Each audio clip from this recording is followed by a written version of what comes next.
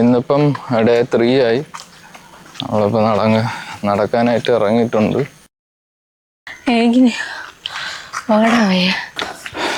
ഓടിക്കഴിഞ്ഞ് ഇനി എക്സസൈസാണ്. എനിക്ക് പ്ലാങ്ക് ചെയ്യാൻ അറിയാമല്ലേ?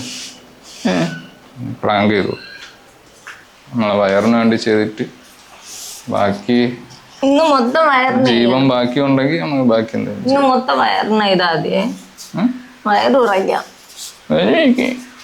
ഇങ്ങോട്ട് എണ്ണിക്കോ.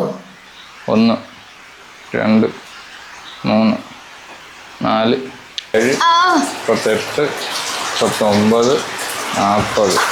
അയ്യോ സൂപ്പർ ആമെന്ന അങ്ങനെ എന്തിനാണ്ട് സൂപ്പർ അല്ലേ? നേരെ കിടന്നിട്ട് പതുക്കെ ചെയ്യാവൂ. കൈയൊന്നും പൊക്കാമോ? ഇവിടെയൊക്കെ പിടിക്കണം.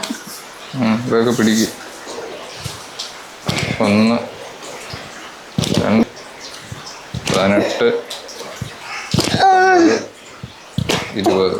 ഇനി ഒരു 2 തവണയും കൂടെ ചെയ്തത് തന്നെ ഒന്നും കൂടെ ചെയ്യണം.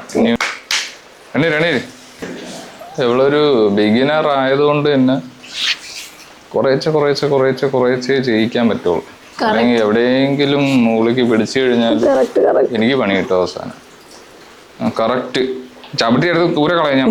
നേരെ അയാൾ കിടന്ന് ഉറങ്ങണം. ചെയ്യടേ. ആകെ 1-2 എക്സസൈസാണ് തന്നത്. അതെ, ഇന്നലെയൊക്കെ അത് എഫക്റ്റ് ആയതുകൊണ്ടാണ്. കുഴപ്പമില്ല. 1 2 ഡേ 3 വർക്കൗട്ട് കഴിഞ്ഞിരിക്കുകയാണ്. അങ്ങോട്ട് പോകെ നമ്മൾ കുറച്ചുകൂടെ നല്ലപോലെ ചെയ്യുന്നതായിരിക്കും.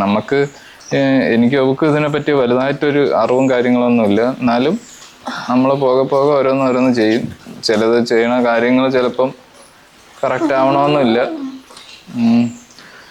എനിക്ക് വയ്യടേ, ഒട്ടും അറിഞ്ഞൂടെ. എനിക്ക് ഇതിനെ പറ്റി ഒരു തേങ്ങ അറിഞ്ഞൂടെ.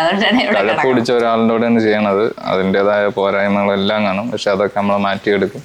100 ദിവസം നമ്മൾ തികച്ചിട്ട് ഇറങ്ങുള്ളൂ. 100 ദിവസം കഴിഞ്ഞിട്ടും ചെയ്യണമെന്നുണ്ട്. 100 ദിവസം ഇങ്ങനെ ചെയ്യണത് ഒരു ബോഡിയിൽ ചേഞ്ച് വരണം എന്നുള്ള ഉദ്ദേശത്തോടെ. ഒരു കാര്യം അറിയാമോ, എന്റെ സകലമാന ബോഡി തേങ്ങ എല്ലായിടും വേദിക്കണം. ഒരു കുഴപ്പമില്ല, സെറ്റാക്കും. Okay, by. ഞാൻ വേണ്ടേ ബൈ പറയേ? ബൈ.